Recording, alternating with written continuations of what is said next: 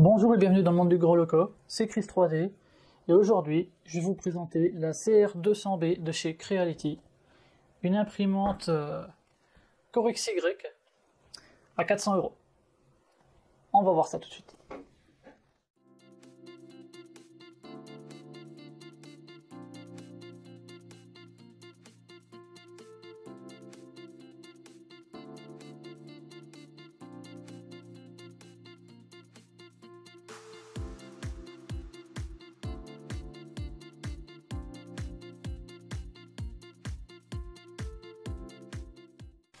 Tiens donc, comme je suis en plein déballage de la machine, qu'elle est penchée, je vais vous montrer quelque chose. Là en dessous, donc je pense que j'ai l'alimentation et peut-être l'électronique. Je vais ouvrir pour voir ce qu'il y a derrière.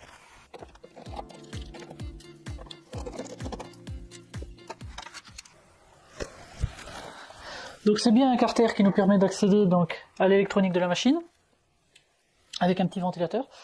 On a une alimentation 24 volts 320 watts, un ventilateur pour refroidir les drivers, une carte Creality V4.2.5 et on a notre écran là derrière. Ça semble propre là-dedans, le câblage a l'air bien. L'accès est vraiment facile, c'est ça qui est vachement pratique en cas de besoin. Donc bien sûr, c'est une carte 32 bits silencieuse de chez Creality. Ils ont compris le truc au moins, mettre des drivers silencieux, c'est vraiment la meilleure chose à faire.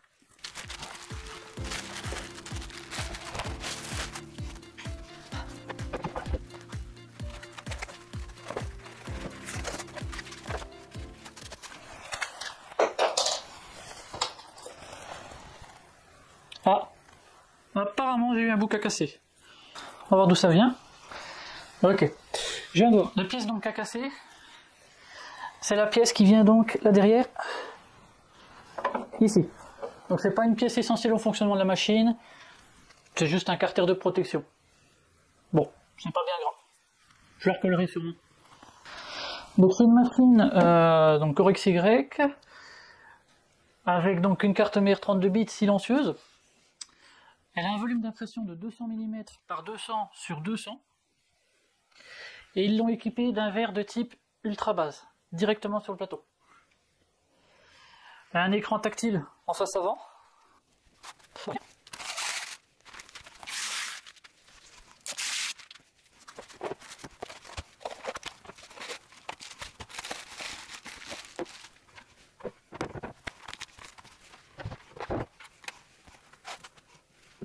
Donc la porte ferme à l'aide d'aimants. Ça semble bien. À l'arrière de la machine, on a donc notre extrudeur avec notre capteur de fin de filament. Alors, dans la boîte d'accessoires donc de la machine, on a une paire de pinces coupantes, une aiguille pour déboucher la buse, quelques colliers de serrage, un gros tournevis cruciforme, un lecteur de carte SD avec une carte SD de 8 Go, une spatule, quelques clés plates avec clé Allen et un petit tournevis, une buse de remplacement avec un petit clip pour les tubes PTFE, le tube PTFE de remplacement, un pot de graisse donc pour mettre sur les axes, un tube de colle, le support de bobine et une bobine de 200 g de filament blanc. Donc on a un manuel d'utilisateur, une petite lettre de remerciement, une carte de service après-vente. En cas de réparation, il faudra la remplir. Et une petite carte d'invitation au Creality Cloud. On va venir mettre notre support de bobine. Voilà, c'est fait. Les étapes d'installation sont vraiment simples. Le manuel est bien expliqué. Il y a même un petit schéma indiquant à quoi servent les connecteurs de la carte, avec une option pour mettre un BL Touch. Donc ce qu'on va faire, je vais la brancher, je vais lever le plateau pour pouvoir enlever la mousse et finir de déballer. Ce qui est bien sur cette machine, c'est qu'ils ont mis le bouton power à droite, en façade presque, et la carte SD sur le côté, le lecteur de carte SD sur le côté. Donc on va la démarrer, puis on va monter l'axe Z.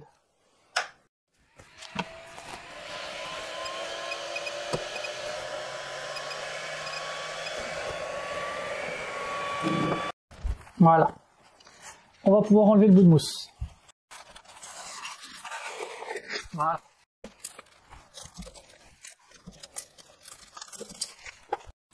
On a un film de protection sur le plateau. Hop. Et d'ailleurs, ils ont mis des petits clips à l'avant là, qui permettent d'enlever facilement la vitre.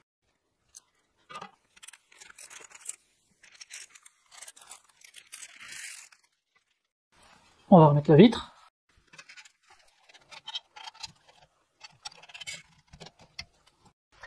Et on vient verrouiller la vitre avec les deux petites pattes en avant. Voilà.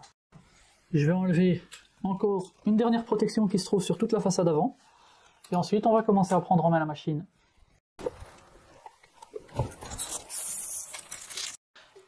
On va mettre en route la machine. Voilà. Donc on a une vis trapezoïdale pour le Z.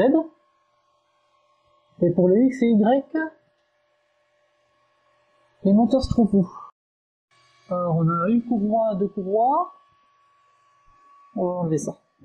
Donc sur cette machine, on a un éclairage additionnel en façade et un accès très restreint à la mécanique. Ce que je vais faire, je vais ouvrir donc l'arrière de la machine pour voir un peu comment est fait la mécanique.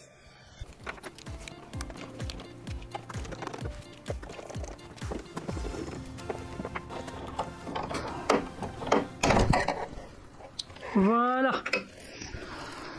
Donc je vous déconseille de le faire, hein. Moi je l'ai fait, c'est pour qu'on puisse voir ce qu'il y a derrière la machine. Les clips sont assez chiants à enlever, il y en a un peu partout. Donc le moteur qu'on voit en fait depuis l'intérieur de la machine, c'est pas le moteur de l'extrudeur, c'est le moteur de l'axe X. Ici on a notre moteur de l'axe Y, avec une courroie qui renvoie là-haut, pareil ici, et deux ventilateurs qui servent à garder la zone à température. Le câble du Z, notre moteur de l'extrudeur, et ça c'est le fil pour le capteur de fin de filament que j'ai dû enlever pour enlever le carter. Et le moteur de l'axe Z se trouve juste en dessous. Donc toute l'armature de la machine est en plastique presque. On va refermer et ensuite on va pouvoir attaquer.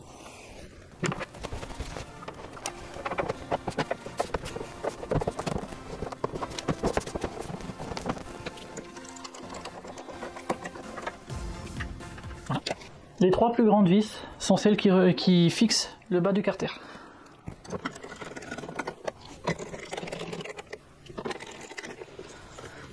On va mettre en route la machine et on va regarder en même temps ses menus.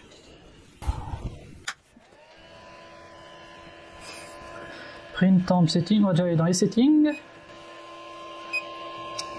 Language, on va laisser en anglais. Hein. Donc CR200B, version 1.0.3, 200, 200, 200. C'est bon.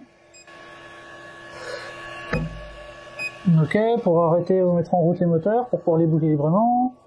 Leveling, move. Temp, auto, manuel, refroidissement. LED. Ah! Mettre en route la lumière. Ça peut être sympa. Air change. D'accord. Le air change, c'est les deux ventilateurs qui se trouvent donc à l'arrière de la machine, qui font de la ventilation dans le boîtier.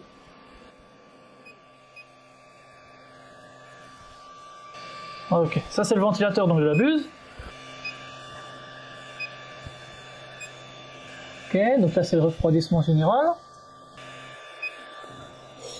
On va le préchauffer en PLA. Donc 195 et 45 au plateau. Et en même temps je vais en profiter pour charger le filament.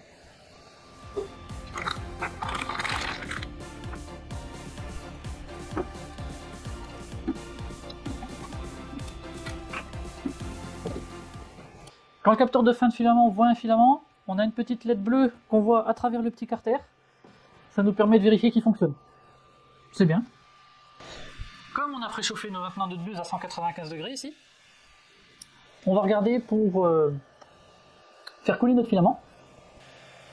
On va aller dans les settings, refuel, donc refuel, c'est pour sûrement rentrer de 10 mm. Je vais l'avancer à la main, ce sera plus rapide.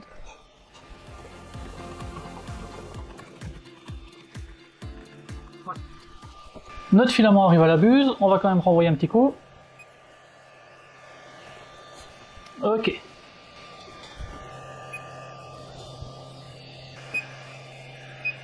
On va faire un origine machine.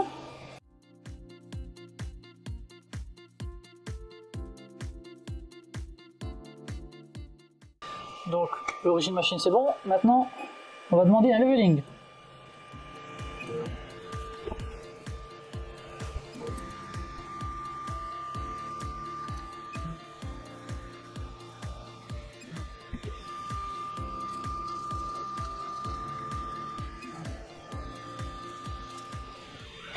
Le plateau est nivelé.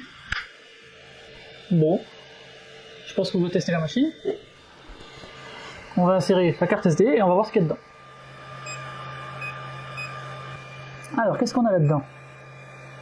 Wamping, Tuzi, bon.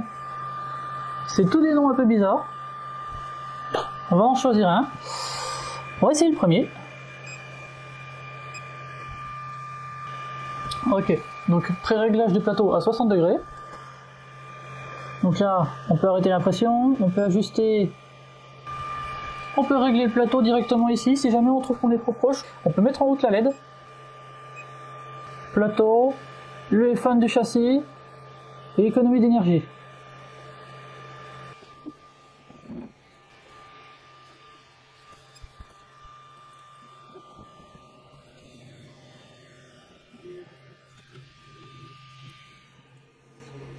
Me revoici après quelques semaines d'utilisation de la CR200B. Je dois dire que c'est une machine qui tient ses promesses. Actuellement, elle est en cours d'impression. Et comme vous pouvez le voir donc sur le sonomètre, on ne dépasse pas les 50 décibels. Là, je suis déjà à la deuxième ou troisième couche. Et je ne dépasse pas les 50 décibels. Donc c'est une imprimante qui est très silencieuse, porte fermée. Bien sûr, si on ouvre la porte,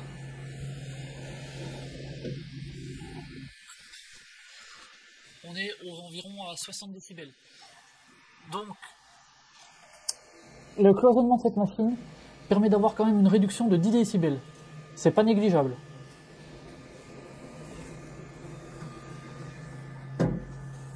Voilà. Donc je vais arrêter l'impression, hein, parce que comme ça on sera plus calme pour donner des petits détails. Stop.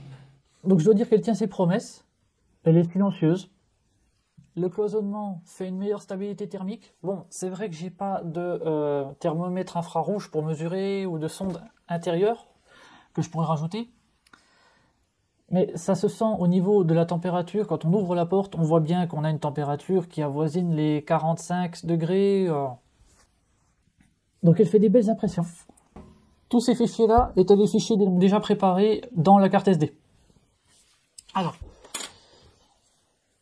les pièces sont vraiment bien. Au niveau de la qualité, j'ai rien à redire. Mis à part peut-être un tout petit coup en dessous, un léger manque de refroidissement du filament. Les pièces ont apparemment été slicées en 0,1 de hauteur. Franchement, il n'y a rien à redire. Hein. C'est des bonnes pièces. Sur celle-ci aussi, il y a eu un léger manque, mais je dirais pas que c'est le refroidissement, je dirais tout simplement que la pâte en dessous, là, en fait, il n'y avait pas de support. Donc ça a légèrement fait un petit amas de plastique, ça a eu du mal à s'imprimer. Ce que j'adore surtout, moi, c'est ce vase. Donc ça, c'est un vase qui a été imprimé directement dessus. Et écoutez, il est chouette, il est vraiment hypnotique. J'adore. Les petites ailettes comme ça, c'est vraiment sympa.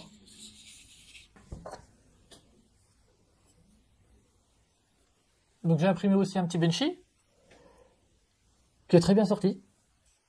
Franchement, pas de défaut, nickel.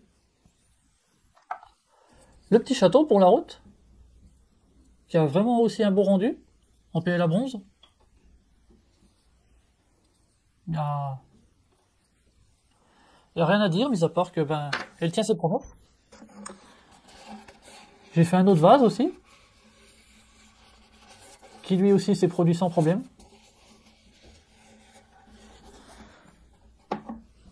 Et j'ai testé aussi donc l'impression en PETG. Donc ça c'est une boîte donc, que j'ai trouvée, qui a été créée par un designer, Clock Spring, j'en avais déjà parlé. Et il fait des belles pièces. Et je me suis dit pourquoi pas. Je voulais tester le PETG et je me suis dit pourquoi pas me faire une boîte. J'ai trouvé ce modèle là qui était vraiment intéressant. Donc dans ces fichiers. Donc avec un système de loquet, de couvercle à glissière. Donc franchement c'est vraiment intéressant à imprimer. Le rendu est pas mal. Le seul problème que j'ai eu c'est parce que j'ai pas mis de bordure, oui j'ai pas mis de bordure, donc l'adhérence a été un petit peu limite sur le plateau. Mais ça c'est ma faute. J'aurais dû rajouter une petite bordure pour améliorer l'accroche du plateau. Donc cette pièce elle s'imprime comme ceci, sans support. Et je dois dire que cette machine, si on veut une machine silencieuse avec un volume de 200 par 200 par 200, où il n'y a rien à faire dessus à part l'utiliser, le seul manque qu'il y aurait là-dessus, ce serait qu'il n'y a pas de capteur de nivellement. Mais bon, on a l'option sur la carte pour pouvoir la rajouter. Il faudra sûrement refaire le firmware ou le modifier, mais on peut modifier ça en reprenant le connecteur du BL Touch. Mais c'est pas franchement, c'est pas nécessaire. Il suffit de bien régler le plateau et il n'y a pas de problème. Pour moi, le seul inconvénient de cette machine, c'est le support de filament et l'extrudeur qui se trouve côté arrière. J'ai communiqué avec Creality pour leur proposer de voir s'ils peuvent pas déplacer le support de filament du côté droit de la machine, par exemple, avec l'extrudeur. Ça permet d'avoir un accès plus simple à la bobine et donc à l'extrudeur pour pouvoir changer le filament. Parce que derrière, quand on pose la machine sur un meuble, à chaque fois il faut se pencher derrière, enlever la bobine, réinsérer le filament. C'est pas très pratique. On est toujours obligé un peu de pousser la machine, enfin d'étirer la machine pour pouvoir avoir accès. Mais honnêtement, je suis quand même bluffé par cette machine. Je m'attendais pas avec une armature complètement en plastique comme ça. Je m'attendais pas à une si bonne qualité en fait. Donc franchement elle vaut le coup, ouais. Ouais. Donc bien sûr, hein, pour la facilité d'assemblage, honnêtement, c'est un 5 sur 5, hein, parce que on n'a rien à faire, à part mettre le support de filament. Et après, l'utilisation, l'écran tactile et intuitif, on a toutes les options. En plus, on a un petit éclairage, les ventilations du châssis. Honnêtement, pour son volume, c'est une imprimante très bien. Ça, il n'y a rien à dire. La machine est quand même bien pensée. Au niveau des accès, on peut enlever le carter supérieur pour avoir un accès. Franchement, elle est pas mal comme machine, hein. Cette machine, je pense qu'elle est destinée à des personnes qui ne souhaitent pas modifier leur imprimante, qui veulent avoir une imprimante pour l'utiliser, qui soit silencieuse, mais qui ne cherchent pas à la modifier. Pour moi, elle est très bien comme elle est. Elle imprime bien, il n'y a aucun problème. Je pense qu'elle est plus destinée à des personnes, entre guillemets, débutantes, mais elle peut convenir très bien à des personnes qui sont habituées de l'impression 3D, mais qui veulent une machine cloisonnée, silencieuse, et où il n'y a rien à faire dessus, parce que tout le monde ne veut pas forcément modifier son imprimante. Je remercie les supporters de la chaîne qui sont ceux-ci.